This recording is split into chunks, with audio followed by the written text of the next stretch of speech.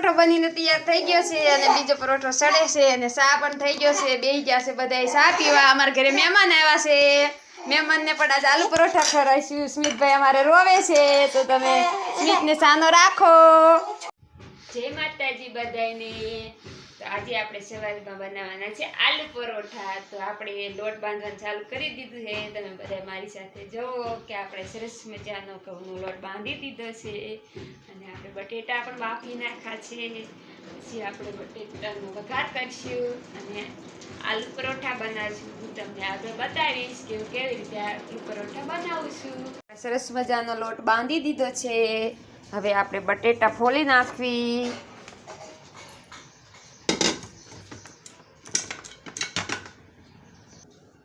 તો હવે આપણે બટેટા ફોલી નાખશું. તમે જુઓ કેટલા મસ્ત બટેટા બફાઈ ગયા છે અને કેટલા સરસ મજાના ફોલાય છે. તો આપણે હવે આ બધા બટેટા ફોલી નાખશું. આપણે બટેટા ફોલી નાખ્યા છે સરસ મજાના. હવે આપણે ડુંગળી સમારી નાખવી. નાખ્યા સરસ મજાના આલુના આલુ કે પરોઠે મેં વટાણા આપણે ચલે આ નાખવાના છે. જો હવે આપણે કરીએ વઘાર. પછી આપણે બનાવીશું પરોઠા. હું તમને છે સરસ મજાનું. તો આપણે છે ને લીલા મરચા સમાર્યા છે એ નાખી દઈશું. તમે જો સરસ મજાના લીલા મરચા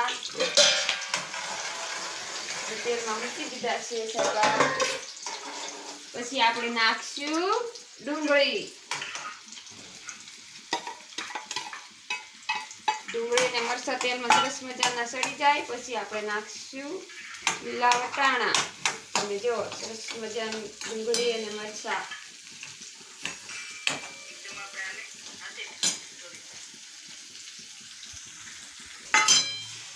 હવે આપણે નાખશું મીઠું સ્વાદ પ્રમાણે.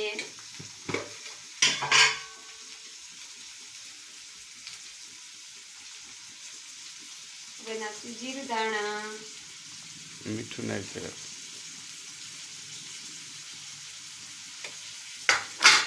હવે આપણે નાખશું મસાલો.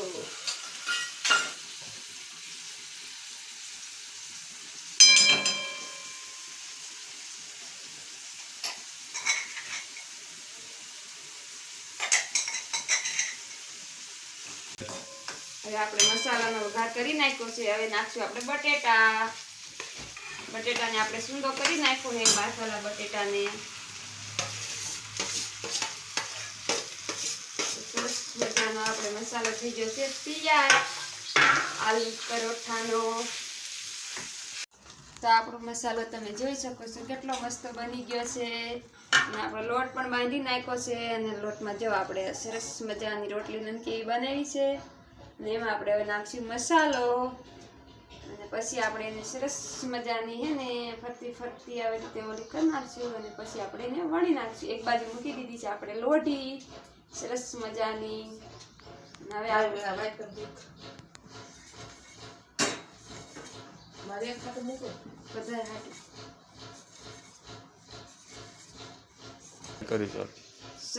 પરોઠો આપણે વણી નાખ્યો છે સરસ મજાનો. અને હવે આપણે જોઈને તેલમાં નાખીશું સડવા. જો એક બાજુ ચા પણ મૂકી દીધો છે બાઈએ. ચા ને પરોઠા આજે નાસ્તામાં. ચા પાણી પીવા બેઠા હે. કેવા બન્યા અમારા આલુ કા પરોઠા? હારા બન્યા હે. તો વાંધો નહીં, અમે અમારા અહીંયા કણે પહેલી વાર બનાવ્યા છે અને એમાં સ્વીતે તો કઈ ખાધા નહીં. એને તો મોબાઈલ જ એના ટીના બાબુનો મોબાઈલ લઈ લીધો છે.